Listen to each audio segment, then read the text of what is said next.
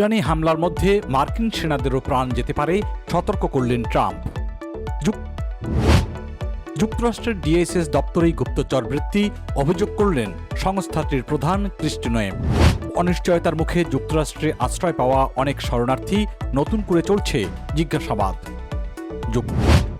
যুক্তরাষ্ট্রে উচ্চ শক্তির লেজার দিয়ে সিবিপি এর ড্রোন ভূপাতিত, সংশ্লিষ্ট এলাকায় সাময়িকভাবে আকাশসীমা বন্ধ। এবং টেক্সাসের অভিবাসন ডিটেনশন সেন্টারে অসুস্থ বহু শিশু, জরুরি 911 নম্বরে একাধিক কল। ইরানে যুক্তরাষ্ট্রের বড় ধরনের সামরিক অভিযান শুরু হওয়ায় মার্কিন সেনাদের প্রাণহানি ঘটতে পারে বলে সতর্ক করে দিয়েছেন মার্কিন প্রেসিডেন্ট ডোনাল্ড ট্রাম্প। তিনি বলেছেন, এই হামলার লক্ষ্য হল ইরানের ক্ষেপণাস্ত্র ব্যবস্থা ধ্বংস করা এবং তাদের নৌবাহিনীকে নিশ্চিহ্ন করা। ইরান পারমাণবিক ও ব্যালিস্টিক ক্ষেপণাস্ত্র কর্মসূচি চালিয়ে গেলে আবারও হামলা চালানো হবে বলে যুক্তরাষ্ট্র ও ইসরায়েল যে বারবার সতর্কতা বার্তা দিচ্ছিল, এটা তারই প্রতিফলন। ট্রাম্প তার নিজের মালিকানাধীন সামাজিক যোগাযোগ মাধ্যম ট্রুথ সোশ্যালে শেয়ার করা এক ভিডিও বার্তায় বলেছেন, আমার প্রশাসন এই অঞ্চলে মার্কিন কর্মীদের ঝুঁকি কমানোর সম্ভাব্য সব পদক্ষেপ নিয়েছে। তা সত্ত্বেও আমি এই কথাটি হালকাভাবে বলছি না, ইরানি শাসক গোষ্ঠী হত্যা করতে চায়। ট্রাম্প আরও বলেছেন, সাহসী আমেরিকান বীরদের জীবন যেতে পারে এবং যুদ্ধে যা প্রায় ঘটে থাকে। আমাদের ক্ষয়ক্ষতি হতে পারে, কিন্তু আমরা এটি বর্তমানের জন্য করছি না, আমরা ভবিষ্যতের জন্য করছি এবং এটি একটি মহৎ লক্ষ্য। এদিকে সামাজিক যোগাযোগ মাধ্যম এক্সে নিজের অ্যাকাউন্টে পেন্টাগন জানিয়েছে, মার্কিন সামরিক বাহিনী এই অভিযানের নাম দিয়েছে অপারেশন এপিক ফিউরি। গত বছর ট্রাম্প হোয়াইট হাউসে ফেরার পর এ নিয়ে দ্বিতীয়বার ইরানে হামলা চালালো যুক্তরাষ্ট্র। প্রথমটি ছিল গত জুনে। তখন ওয়াশিংটন ইরানের পারমাণবিক কেন্দ্রগুলোতে ধারাবাহিকভাবে হামলা চালিয়েছিল। মার্কিন এক কর্মকর্তা বার্তা সংস্থা রয়টার্সকে বলেছেন, প্রথম হামলার তুলনায় শনিবারের এই হামলা কয়েকদিন ধরে চলতে পারে বলে ধারণা করা হচ্ছে। তেহরান পাল্টা আঘাত হানার প্রস্তুতি নিচ্ছে এবং এই প্রক্রিয়া হবে ভয়াবহ। রয়টার্সকে এমনটি জানিয়েছেন ইরানের একজন কর্মকর্তা। ইসরায়েলি সামরিক বাহিনী জানিয়েছে, হামলার জবাবে তেহরান ইসরায়েলের দিকে ক্ষেপণাস্ত্র ছুঁড়েছে। নিজের বার্তায় ইরানের সশস্ত্র বাহিনী ইসলামিক রেভলিউশনারি গার্ডের আইআরজিসি সদস্যদের অস্ত্র নামিয়ে রাখার আহ্বান জানিয়েছেন মার্কিন প্রেসিডেন্ট ডোনাল্ড ট্রাম্প। তিনি প্রতিশ্রুতি দিয়েছেন যে অস্ত্র ত্যাগ করলে তাদের ক্ষমা করা হবে, অন্যথায় তাদের সামনে বিকল্পটি হল নিশ্চিত মৃত্যু। এর আগে ইরানের পরমাণু কর্মসূচি নিয়ে ওয়াশিংটন ও তেহরান বেশ কিছুদিন ধরে কয়েক দফায় আলোচনা করেছে। কোনো চুক্তি ছাড়াই গত বৃহস্পতিবার সর্বশেষ সেই আলোচনা হয়। ট্রাম্প বলেছেন, ইরান সেই আলোচনা প্রত্যাখ্যান করেছে, যেমনটি তারা দশকের পর দশক ধরে করে আসছে। তারা তাদের পারমাণবিক আকাঙ্ক্ষা ত্যাগ করার প্রতিটি সুযোগ প্রত্যাখ্যান করেছে। আমরা এটি আর মেনে নিতে পারছি না। যুক্তরাষ্ট্রের homeland security secretary Kristi Noem দাবি করেছেন, তার দপ্তরের কিছু কর্মী তার ফোন ও ল্যাপটপে গোপন সফটওয়্যার ইনস্টল করে তাকে নজরদারির আওতায় রেখেছিল। রক্ষণশীল এক পডকাস্টে দেওয়া সাক্ষাৎকারে তিনি এই অভিযোগ তোলেন। নোয়েম বলেন, একটি বিশ্ববিদ্যালয় ক্যাম্পাসে অবস্থিত একটি সুরক্ষিত কক্ষ, যাকে সেন্সিটিভ কম্পার্টমেন্ট ইনফরমেশন ফ্যাসিলিটি বা SCIF বলা হয়, যেখানে এমন কিছু গোপন নথি পাওয়া গেছে যা আগে তার অজানা ছিল। তার দাবি, ঘটনাটি হঠাৎ করেই ধরা পড়েছে যখন একজন কর্মী কক্ষটি নিয়ে প্রশ্ন তোলেন। পরে নথিগুলো আইনজীবীদের কাছে হস্তান্তর করা হয়েছে বলেও জানিয়েছেন ক্রিস্টি নোয়েম। পডকাস্টটির সঞ্চালক ছিলেন রক্ষণশীল ধারার উপস্থাপক প্যাট্রিক বেট ডেভিড। আলোচনায় কথিত ডিপ স্টেট বা ফেডারেল সংস্থার ভেতরে গোপন প্রভাব নিয়ে কথাবার্তা উঠে আসে। সেই প্রেক্ষাপটেই নোয়েম তার অভিযোগগুলো তুলে ধরেন। তিনি আরও দাবি করেছেন, প্রযুক্তি উদ্যোক্তা ইলন মাস্ক ও তার দল তাকে সহায়তা করেছেন। নোয়েমের ভাষ্য অনুযায়ী, মাস্কের টিম তার দপ্তরের কয়েকজন কর্মীকে শনাক্ত করতে সাহায্য করেছে, যারা নাকি তার ফোন এবং ল্যাপটপে নজরদারিমূলক সফটওয়্যার ডাউনলোড করেছিল এবং বৈঠকগুলো রেকর্ড করেছিল। এ অভিযোগ এমন সময় এলো যখন যুক্তরাষ্ট্রের কার্যক্রম নিয়ে আইনি ও রাজনৈতিক চাপের মুখে পড়েছে যুক্তরাষ্ট্রের department of homeland security DHS। এছাড়া বেইন অঙ্গরাজ্যে দায়ের করা শ্রেণীভুক্ত একটি মামলায় সংস্থাটির বিরুদ্ধে প্রযুক্তি ব্যবহার করে আইনি পর্যবেক্ষকদের ভয় দেখানোর অভিযোগও রয়েছে, যেখানে নোয়েমের নাম উল্লেখ করা আছে। তবে এখন পর্যন্ত এ বিষয়ে কিছুই জানায়নি হোমল্যান্ড সিকিউরিটি বিভাগ। মার্কিন সংবাদ মাধ্যম নিউজ উইকে জানিয়েছে, তারা দপ্তরের কাছে মন্তব্য চাইলেও তাৎক্ষণিকভাবে সাড়া মেলেনি। নোয়েমের কার্যালয় থেকে ভবিষ্যতে কী ধরনের প্রশাসনিক বা নিরাপত্তামূলক পদক্ষেপ নেওয়া হবে তা এখনও স্পষ্ট নয়। তবে তার এই বক্তব্য যুক্তরাষ্ট্রের রাজনৈতিক অঙ্গনে নতুন বিতর্কের জন্ম দিতে পারে বলে ধারণা করছেন মার্কিন বিশ্লেষকরা। আবারও অনিশ্চয়তার মুখে পড়েছে যুক্তরাষ্ট্রে আশ্রয় পাওয়া কিছু শরণার্থী।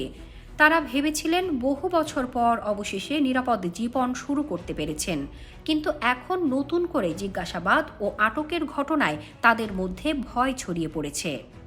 মিনেসোটায় বসবাসরত ভেনেজুয়েলা থেকে আসা একটি পরিবার নিজ দেশে রাজনৈতিক বিরোধিতার কারণে হুমকি ও হামলার শিকার হয়ে তারা 2021 সালে শরণার্থী হিসেবে যুক্তরাষ্ট্রে প্রবেশ করেন। 2023 সালে মিনেসোটায় স্থায়ীভাবে বসবাস শুরু করেন, কিন্তু সবকিছু ঠিকঠাক চললেও একদিন তাদের জানানো হয় তাদের আইনি অবস্থান আবার খতিয়ে দেখা হচ্ছে। প্রেসিডেন্ট ডোনাল্ড ট্রাম্পের প্রশাসন বলছে শরণার্থী গ্রহণ প্রক্রিয়ায় আরও কঠোর যাচাই দরকার। তাদের অভিযোগ, সাবেক প্রেসিডেন্ট জো বাইডেনের সময়ে সংখ্যার দিকে বেশি নজর দেওয়া হয়েছিল, তাই এখন কিছু শরণার্থীর কাগজপত্র আবার পরীক্ষা করা হচ্ছে, বিশেষ করে যারা এখনও স্থায়ী বাসিন্দা হননি। ভেনেজুয়েলা থেকে আসা 24 বছর বয়সী এক তরুণী বার্তা সংস্থা অ্যাসোসিয়েটেড প্রেসকে বলেন, একদিন হঠাৎ কয়েকজন কর্মকর্তা এসে তাকে ও তার মাকে হাতকড়া পরিয়ে নিয়ে যান। তাদের বলা হয় তাদের শরণার্থী মর্যাদা পর্যালোচনায় রয়েছে। কয়েকদিন আটক থাকার পর আদালতের আদেশে তারা মুক্তি পান, কিন্তু সেই অভিজ্ঞতার পর তিনি আর কাজে ফিরতে সাহস পাচ্ছেন না। আইনজীবী ও মানবাধিকার কর্মীরা বলছেন, আগে শরণার্থী মর্যাদা পাওয়ার পর এমনভাবে পুনরায় আটক বা দীর্ঘ জিজ্ঞাসাবাদ খুব একটা দেখা যেত না। শরণার্থীরা যুক্তরাষ্ট্রে প্রবেশের আগে দীর্ঘ ও কঠোর যাচাই প্রক্রিয়ার মধ্য দিয়েই আসেন, তাই আবার নতুন করে সন্দেহের মুখে পড়া তাদের জন্য মানসিকভাবে খুব কঠিন। শরণার্থী সহায়তা সংস্থা HIAS বলছে, কাউকে শরণার্থী হিসেবে স্বীকৃতি দেওয়ার আগে তার পরিচয়, অতীত ও নিরাপত্তা সংক্রান্ত তথ্য বিস্তারিতভাবে যাচাই করা হয়। একবার অনুমোদন পাওয়ার পর সেই সিদ্ধান্ত বদলানো সহজ নয়। অন্যদিকে যুক্তরাষ্ট্রের নাগরিকত্ব ও অভিবাসন সেবা সংস্থা US citizenship and immigration services জানায়, শরণার্থীদের 1 বছর পর পূর্ণাঙ্গ পরিদর্শনের আওতায় আসা আইন অনুযায়ী বাধ্যতামূলক। তবে সমালোচকদের মতে যাচাইয়ের নামে আটক ও ভয় দেখানো নতুন বাস্তবতা তৈরি করছে। 1980 সালে পাশ হওয়া শরণার্থী আইন বহু বছর ধরে যুক্তরাষ্ট্রে মানবিক নীতির প্রতীক হিসেবে বিবেচিত হয়েছে, কিন্তু সাম্প্রতিক পদক্ষেপে শরণার্থীদের মধ্যে প্রশ্ন উঠেছে, তাদের ভবিষ্যৎ কি সত্যিই নিরাপদ? সব মিলিয়ে বিষয়টি এখন বড় বিতর্কে পরিণত হয়েছে। সরকার বলছে নিরাপত্তার স্বার্থে যাচাই প্রয়োজন, আর শরণার্থীরা বলছেন তারা আবারও ভয় আর অনিশ্চয়তার মধ্যে জীবন কাটাতে চাইছেন না। যুক্তরাষ্ট্রের সামরিক বাহিনী উচ্চ শক্তির লেজার ব্যবহার করে একটি ড্রোন ভূপাতিত করার অভিযোগ ঘিরে এখন নতুন করে শুরু হয়েছে বিতর্ক। ঘটনাটি ঘটেছে টেক্সাস অঙ্গরাজ্যে, যেখানে সামরিক আকাশসীমার ভেতরে উঠছিল যুক্তরাষ্ট্রের customs and border protection CBP এর একটি ড্রোন। ঘটনার পর সংশ্লিষ্ট এলাকায় সামরিকভাবে আকাশসীমা বন্ধ করে দেওয়া হয়। মার্কিন প্রতিরক্ষা দপ্তর, ফেডারেল এভিয়েশন অ্যাডমিনিস্ট্রেশন FAA এবং US customs and border protection এক যৌথ বিবৃতিতে জানিয়েছে, সামরিক আকাশসীমার মধ্যে মানববিহীন একটি উড়োজাহাজ শনাক্ত হওয়ায় তা মোকাবিলা করা হয়েছে। তবে বিবৃতিতে সরাসরি বলা হয়নি যে সেটি CBPর ড্রোন ছিল। সংবাদ মাধ্যম দ্য নিউ ইয়র্ক টাইমস 4 জন সংশ্লিষ্ট ব্যক্তির বরাত দিয়ে জানায়, প্রতিরক্ষা দপ্তর একটি উচ্চ শক্তির লেজার ব্যবহার করে ড্রোনটি ভূপাতিত করে। একই ধরনের তথ্য প্রকাশ করেছে ব্লুমবার্গ, যদিও আনুষ্ঠানিকভাবে ড্রোনের পরিচয় নিশ্চিত করা হয়নি। এই ঘটনার মাত্র 2 সপ্তাহ আগে টেক্সাসের এল পাসো এলাকায় আরেকটি লেজার ব্যবহারের ঘটনা ঘটে। তখন সিবিপি একটি এন্টি ড্রোন লেজার দিয়ে যে বস্তুকে লক্ষ্যবস্তু করেছিল পরে জানা যায় তা ছিল পার্টির বেলুন। ওই ঘটনার পর ফেডারেল এভিয়েশন অ্যাডমিনিস্ট্রেশন সাময়িকভাবে এল পাসোর আকাশসীমা বন্ধ করে দেয়। সর্বশেষ ঘটনায় সংশ্লিষ্ট এলাকায় আকাশসীমা সীমিত আকারে বন্ধ করা হলেও বাণিজ্যিক ফ্লাইট চলাচলে বড় ধরনের প্রভাব পড়েনি বলে জানানো হয়েছে। প্রেসিডেন্ট ডোনাল্ড ট্রাম্পের নির্দেশে সীমান্ত এলাকায় ড্রোন হুমকি মোকাবেলায় নজিরবিহীন সমন্বয়ের কথা বিবৃতিতে উল্লেখ করা হয়। তবে কংগ্রেসের কিছু ডেমোক্র্যাট সদস্য ঘটনাটিকে অদক্ষতার উদাহরণ বলে আখ্যা দিয়েছেন। প্রতিনিধি পরিষদের হোমল্যান্ড সিকিউরিটি কমিটির শীর্ষ ডেমোক্র্যাট বেনি থমসন অভিযোগ করেন, সংশ্লিষ্ট সংস্থাগুলোর মধ্যে সমন্বয়ের অভাবই এমন পরিস্থিতির জন্ম দিচ্ছে। পরিবহন মন্ত্রী শন ডাফি কংগ্রেসকে ব্রিফ করার পরিকল্পনার কথা জানিয়েছেন। তিনি বলেছেন, এল পাসোর আকাশসীমা বন্ধের সিদ্ধান্ত ভুল ছিল না। অন্যদিকে সিনেটর ট্যামি ডাকওয়ার্থ স্বাধীন তদন্তের দাবি জানিয়েছেন এবং আকাশপথে বিশৃঙ্খলা নিয়ে উদ্বেগ প্রকাশ করেছেন। বিশ্লেষকেরা বলছেন, যুক্তরাষ্ট্রের আকাশসীমায় ড্রোন ব্যবহারের বিষয়টি ক্রমেই সংবেদনশীল হয়ে উঠছে। গত বছর ওয়াশিংটনের কাছে একটি যাত্রীবাহী বিমান ও সামরিক হেলিকপ্টারের সংঘর্ষে 67 জন নিহত হওয়ার ঘটনায় তদন্তে দেখা যায় নিরাপত্তা তথ্য বিনিময়ে FAA ও প্রতিরক্ষা দপ্তরের মধ্যে সমন্বয়ে ঘাটতি ছিল। সব মিলিয়ে সাম্প্রতিক ঘটনাগুলো যুক্তরাষ্ট্রে বিমান নিরাপত্তা, সামরিক প্রযুক্তি এবং আন্তঃসংস্থার সমন্বয় নিয়ে নতুন করে প্রশ্ন তুলেছে। সরকার বলছে, সীমান্ত এলাকায় সম্ভাব্য ড্রোন হুমকি মোকাবিলায় কঠোর পদক্ষেপ প্রয়োজন। তবে সমালোচকেরা জোর দিচ্ছেন, নিরাপত্তার পাশাপাশি সঠিক যোগাযোগ ও স্বচ্ছতা নিশ্চিত করাও সমান জরুরি। যুক্তরাষ্ট্রের টেক্সাস অঙ্গরাজ্যের ডিলি শহরের একটি অভিবাসন ডিটেনশন সেন্টার থেকে বারবার জরুরি নম্বর 911-এ ফোন করা হয়েছে অসুস্থ শিশুদের চিকিৎসার জন্য। সম্প্রতি প্রকাশিত তথ্য অনুযায়ী গত সেপ্টেম্বরের মাঝামাঝি সময় থেকে অন্তত 11 বার অ্যাম্বুলেন্স ডাকা হয়েছে শিশুদের চিকিৎসা দিতে। মার্কিন সংবাদ মাধ্যম NBC নিউজ জানিয়েছে, তাদের হাতে আসা 911-এর কলের অডিও এবং EMS নথিতে দেখা গেছে কিছু শিশু শ্বাসকষ্টে ভুগছিল, কারো জ্বর ছিল উচ্চমাত্রার, আবার খিঁচুনিতে আক্রান্ত ছিল। দিল্লির ডেইলি ইমিগ্রেশন প্রসেসিং সেন্টারে শত শত অভিবাসী শিশু তাদের বাবা মায়ের সঙ্গে এভাবেই দিন কাটাচ্ছে।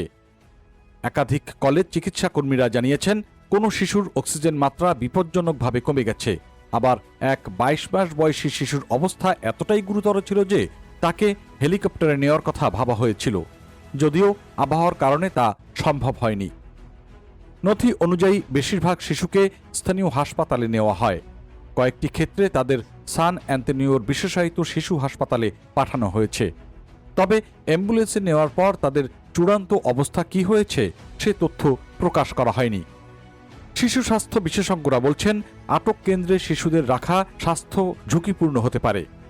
ক্যালিফোর্নিয়া ভিত্তিক চিকিৎসক ডাক্তার লারা জোনসের মতে, শিশুদের ক্ষেত্রে দ্রুত চিকিৎসা ও প্রতিরোধমূলক ব্যবস্থা খুবই গুরুত্বপূর্ণ।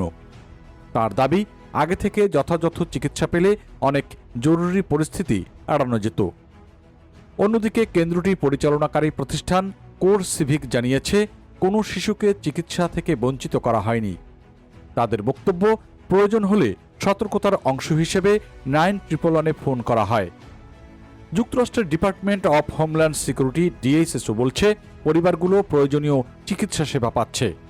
তবে আটক থাকা কিছু পরিবারের অভিযোগ ভিন্ন। ভুক্তভোগী এক মা জানিয়েছেন, তার শিশুর জ্বর ও শ্বাসকষ্ট বাড়লেও ওষুধ পেতে দীর্ঘ সময় লাইনে দাঁড়াতে হয়েছে। পরে শিশুটিকে হাসপাতালে ভর্তি করতে হয়। ডিলি সেন্টার নিয়ে এর আগেও সমালোচনা হয়েছে। দ্য নিউ ইয়র্ক টাইমস এবং CBS নিউজ সহ বিভিন্ন গণমাধ্যমে শিশুদের স্বাস্থ্য ও সেবার মান নিয়ে প্রতিবেদন প্রকাশিত হয়েছে। যুক্তরাষ্ট্রে অভিবাসন নীতি নিয়ে চলমান বিতর্কের মধ্যে এই 911 কলগুলো নতুন করে প্রশ্ন তুলেছে। যুক্তরাষ্ট্রে অভিবাসন নীতি নিয়ে চলমান বিতর্কের মধ্যে এই 911 কলগুলো নতুন করে প্রশ্ন তুলেছে। যা ডিটেনশন সেন্টারে শিশুদের জন্য পর্যাপ্ত ও দ্রুত চিকিৎসা নিশ্চিত করা হচ্ছে কিনা সে বিষয়ে জানতে চাওয়া হচ্ছে।